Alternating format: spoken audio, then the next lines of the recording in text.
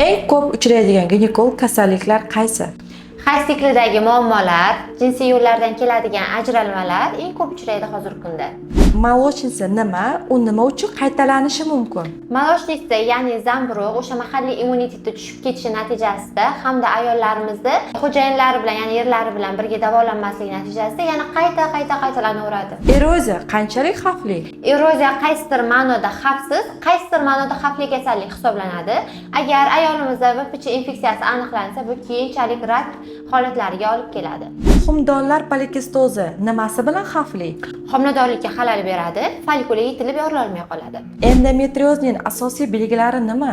Hayzdagi og'riqlar, hayzning cho'zilib ketishi odatda 5-7 kun davom etsa, 10-12 kunga cho'zilib ketadi. Gormonal buzilishni qanday bilish mumkin?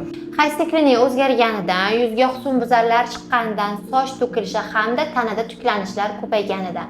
Jinsiy yo'l bilan yuqadigan infeksiyalar qizlarda uchraydimi?